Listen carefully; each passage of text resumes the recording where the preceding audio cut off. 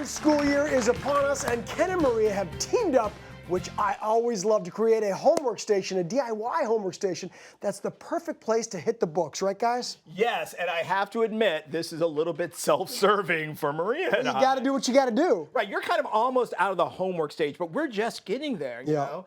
Coco's in 3rd, and the twins are in 1st grade. My They started goodness. school 2 weeks ago, and our principal says, like, it's not your responsibility to do their homework. It's your responsibility to give them a time and a dedicated space for it, and then let the teachers work with them on doing that. It's beautiful. Dedicated space part, no problem. I'm smiling because, I mean, you say that to you two, and you're like, what am I going to create? You're like, and here you go. Well, and that's the thing. Also, it's a space, like you said, the teachers, and our teacher was saying the same thing. Grant just started kindergarten this year. You can see that's him on his first day. And so we had our, parent-teacher meeting, and they do say, this is what you basically don't want. You don't want them at the kitchen table with their food, with their stuff everywhere. Maria is doing everything wrong. I'm doing everything wrong. And so, but the thing that the teacher did say that was important, that stuck with me, is you want it to be a space that they're excited about. So that's where Ken and I put our brain power together. I think it's fantastic. But before we get to it, I'm just going to show Layla doing her homework just too. Just because I think she needs to. Look at how beautiful individual dads. But like you said, I've had a few years to kind of work up to that. Right, you've worked up to it. And with multiple kids, we don't have space for like multiple, I can't do 3 desks. Exactly. So here we go. We're going to turn 1 into 2. Take it away, Exactly. Ken. So I'm starting off with just a plain, inexpensive bookcase. Okay. You want one with an open back. If you don't have one with an open back, this one's from IKEA. It has the cardboard back. You can just remove that. It's just on with little brads. Good to know. And then what you want to do is this is just a kitchen table, and I'm going to take off all the shelves. You want to grab that for me? Okay, very good. All the shelves that are below table height. That's going to open up this sort of space. You see that in there? You can see there you go. Nothing there. It's like a magician. Nothing here. And now we're going to move this snug up against the wall. If you want to help me out here, Matheson. Yeah. Now you do, for safety's sake, you should always do this with bookcases, and you want to earthquake strap it to the wall, especially since it's not flat up, just for safety.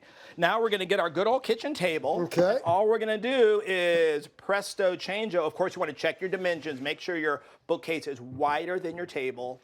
As simple as that. All of a sudden, so easy. So 2 good. workstations, 1 bookcase in less space than it takes for your daughter's desk. Now, Ken, you haven't asked me yet, but by the way, I caught that. I see a drill, I see some screws, and I see a hook over there, but not on this side. So I'm going to start this. You do that. And Maria, while I'm doing this, why don't you start talking about the different ways that we can accessorize this fantasticness? Absolutely. So one of the things that I found with all of Grant's stuff, because he was in TK last year, and we did all of the homework at the table, and so one of the things is you have your stuff sort of everywhere. The crayons are everywhere. And so what I wanted to do was create a desk organizer that you could put all of those things in and make it really simple. But I didn't want to spend an arm and a leg on it because this is something for the kids, and it's, they're going to beat it up. So this is a piece of just wood. I got this at the craft supply store. I wanted it to be a little bit nicer, so I found the one with the edge. If you don't have it with the edge, it's totally fine. So you have that here. Okay. And so I then have some containers. So the containers that are on here, you can use cans, you can use vases, you could use absolutely anything, Cameron. And even if they're not that attractive as these are, because you have a little fancy way to spray paint them and make them look great. Exactly. A little bit of spray paint will save your life. It's truthfully like whatever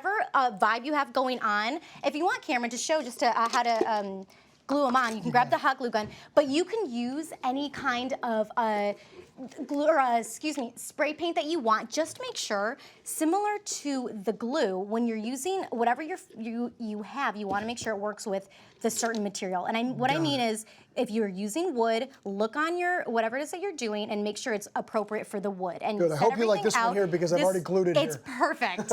And so after you have everything glued on, like we just did, use the same method when it comes to spray paint to do that with everything. I glue it on first and then spray paint so it all looks cohesive. You see? I did a little vase on there. I left a space open because this is how you can make it seasonal and really special and customized for your child. You can put a vase there, or you can put anything you want. Put a little coaster, and they can put a little cup there. They're hot chocolate during Christmas time, and then you're all set. It's cohesive, it's beautiful, but it serves a purpose. I love the contrast of the colors and the white spray paint. And so what I'm going to do is Ken and I are going to start accessorizing and doing the bookshelves here, and you're going to talk about the bulletin board, because they could be kind of, just a little blah all professional looking, but you're going to help that out. Exactly. And you know, we don't want this to look like a school. We want it to feel like something that's in your home. And a lot of really high-end stores have these bulletin boards that are so beautiful, and they look just like this. This is a bulletin board, and I swear all you need is some fabric. So go to the fabric store, get something that looks really cohesive with all the colors and things that you have in your room. And all you do, cover any space that you don't want fabric and use a spray adhesive on the cork and place your fabric over it and just press it on. So you just, do this. You would press it on where you want it. It's gonna stick to where you have the spray adhesive, and cut around the areas that haven't stuck. Easy enough, and yeah, depending for on sure. what your material is, this is just a cotton fabric. Whatever your material is, you can use like an X-Acto knife to cut around it. And I love it because you can change it every year. Exactly. Same bulletin board, new fabric. When the kids get bored, they want something new. Exactly. It never gets old. And then you just add your. Can you see this? Can you see what's happening here, everybody? Like, My who wouldn't want goodness. to come home and do their ABC here? I got some work I got to do, everybody. Let me HallmarkChannel.com hang has up got my, all the there we instructions go. here.